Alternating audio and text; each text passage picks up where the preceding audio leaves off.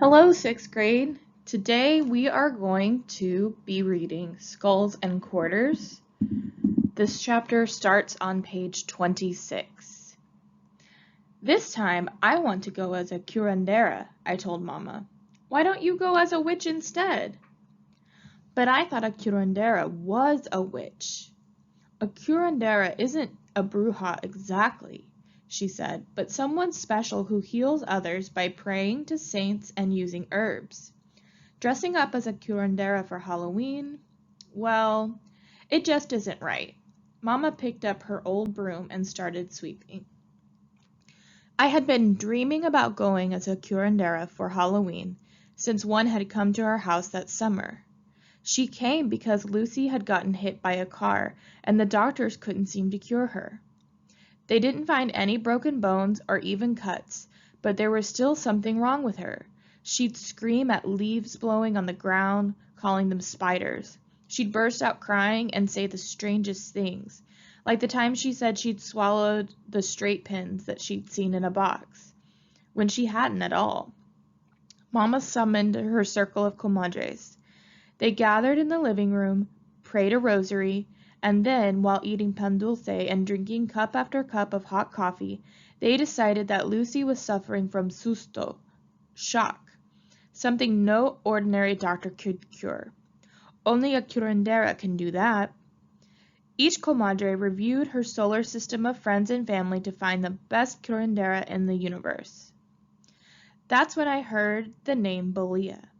Not only had Belia done the usual stuff like curing cases of evil eye with the secret power of a chicken egg, or curing earaches by inserting and then igniting paper cones inside throbbing ears, but she had brought a dead baby back to life just by blowing into it. She had given a poor woman who couldn't have children so many teas to drink and so many saints to bury that the woman wound up with 3 babies, and all of them with bright orange hair. That day I asked Mama, "What's a curandera exactly?" She thought for a moment. She's like a good witch, someone with a don, a gift for healing others through her magic powers. Will she be coming on a broom with a black cat? I asked, but the comadres called Mama back into the living room before I found out. The witch Belia just walked in through the front door. The biggest surprise was that Belia turned out to be Berta's mom. But she did look different, all dressed in black and serious. I remember Clara's story, where she said that certain brujas can turn themselves into wild animals, like mountain lions and eagles. So the witch Belia turns herself into Berta's mom, I thought. I hid behind a door and watched Belia took a white sheet and draped it over Lucy, covering her from head to toe on her bed. Lucy looked like a dead body. Belia grabbed the old broom, hairballs and all, and started sweeping Lucy up and down, the full length of her body. And as she did, she called out, "Lucy, Lucy, where are you? Where are you?" Lucy had been told to respond, "I'm here, I'm here." This back and forth went on for what seemed like hours, and then Belia put the broom down and uncovered my sister and left. I jumped from behind the door and grabbed the broom. Laughing, I told Lucy, "Do the same thing again, but this time with me." Lucy giggled and covered herself with the white sheet. I started sweeping her up and down, calling and asking where she was. "I'm here," she said. We were having great fun until Mama walked in with the witch right behind her. "Belia forgot her purse," Mama said, shaking her head. I froze, broom in midair. Belia would surely put a hex on me now. But she started laughing and said, "Sophia is going to grow up to be a good curandera." Lucy did get well in a couple of days, and I took all the credit. That Halloween, I agreed to go as a regular bruja, or witch. I helped make a big witch's hat from a cardboard box, slipped into one of Mama's old black dresses, and allowed her to paint a big black wart on the end of my nose. Poor Lucy had to stay home with the flu. I loved Halloween even more than Christmas because it allowed me to be something new. This year, before I'd gone as The year before, I'd gone as a big walking tequila worm. Mama had created this crazy costume using yards and yards of plastic she'd borrowed from Tia Petra, my godmother. I crinkled and sweated with every step. The year before that, I went as a bean taco. Mama made that even crazier costume from a brown jumper and a beige blanket she'd bought for 75 cents at Johnson Tropa Usada, the biggest second-hand clothing store anywhere. Mama was always inventing funny things, like her pantyhose baby. But Halloween, like the full moon, brought out the wackiest in her. Poor Lucy had to go as a rainbow raspa the year before, spotting a hairy wig that Mama dyed every color in creation. Lucy could hardly walk, all taped up in a giant cardboard cone. What I liked best about Halloween was candy.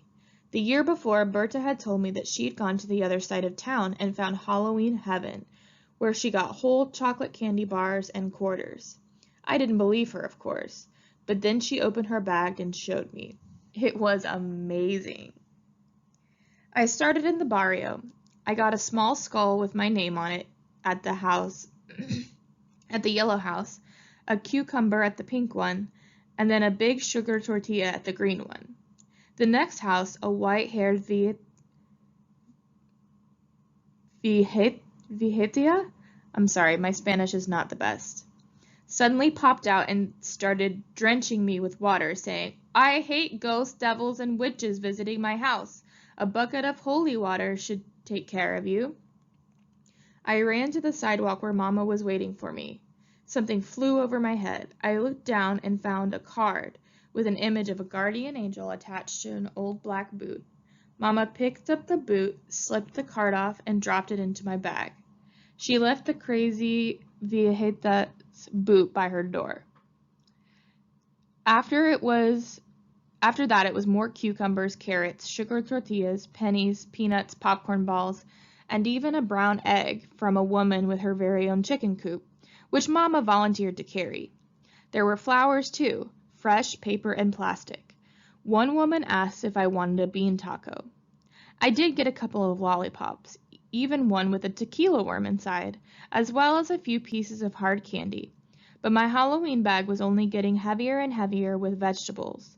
And I hated vegetables, all of them, but especially cucumbers. I stopped. "Mama, I want to go home. Now."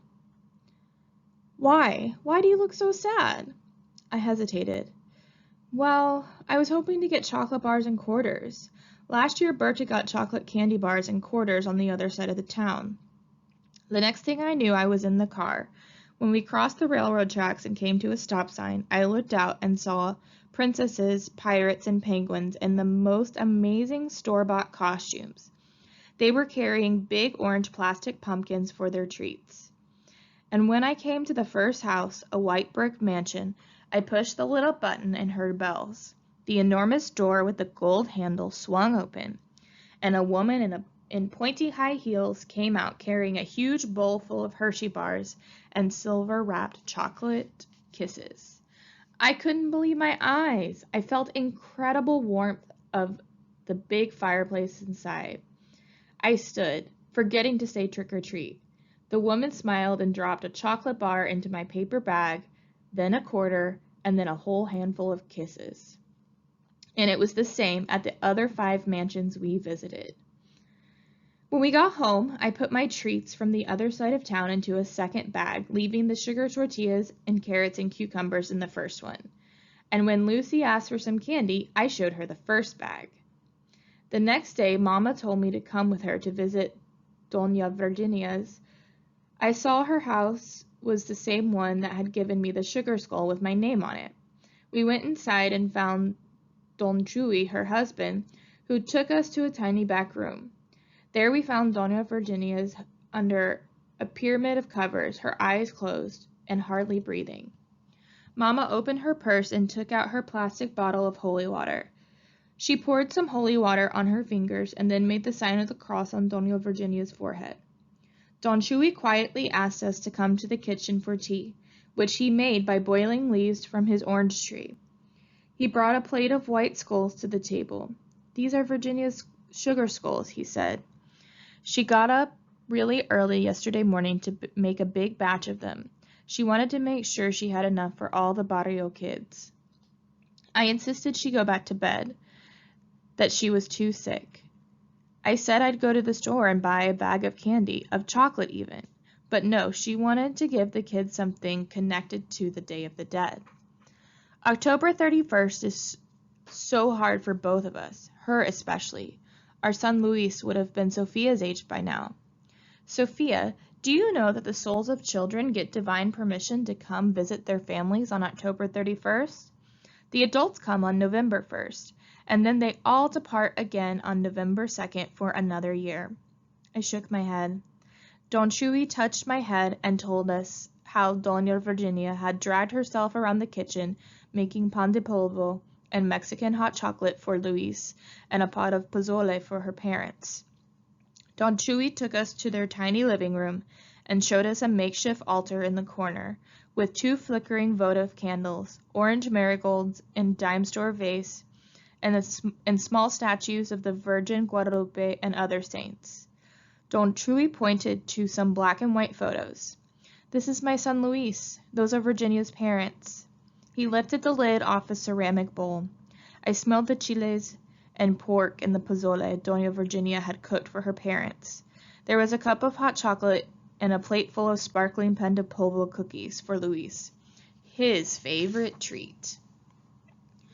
I also noticed a red wooden top, a small stuffed bear, a bottle of tequila, and a cigar, as well as a glass of water, a cross made from lime peel, and a salt shaker on the altar. Walking home, I asked Mama about the altar and the things I had seen there. She said that Doña Virginia's son Luis and her parents were coming to visit for just one day. The lime cross was to direct them home, the salt to purify them, and the water for them to drink along their way. And once they got home, they would feast on their favorite foods and drinks. When we got home, I found Papa at the kitchen table reading Don Quixote. Lucy was fast asleep. "Ah, mija, show me your Halloween candy," he said, smiling. I went and got the bags from under my bed. "Why do you have 2 bags?" "One has the stuff I got around here. The other has the candy bars and quarters from the other side of town." The next thing I knew, I was back in the car, but this time with Papa. "I'm taking you to the cemetery to show you something magical about this side." The cemetery was strangely aglow with lit candles and sprinkled with orange marigolds. I felt fear, not magic. "Papa, I don't want to get out of the car." "Look," he said. In the cemetery, people were talking, dancing, and playing guitars and singing to the tombs and eating from plates piled high with tamales and other food. Had some of these people come out of their graves? Maybe Doña Virginia's son Luis and her parents were now over there at her house visiting. I thought about the sugar skulls she'd made for me, the one with my name on it. Papa smiled at me and started the car. "I wish we lived on the other side of town," I said, looking out the window at the darkness. "Why, mija?" "Because they live in nice houses and they're warm." "Ah, but there's warmth on this side too." "But it's really cold at home, and most of the houses around us are falling apart." "Yes, but we have our magic, our foods, our traditions, and the warm hearts of our families. Remember how the comadres all got together and found a way to cure Lucy, and with just an old broom? And it was something those rich doctors couldn't do." Sometimes I thought Papa was from another world, especially when he talked like this. Don't worry, mija," he said as he stopped the car in front of the house. "You'll see what I'm talking about as you get older." I walked into our cold house, nodding and shivering.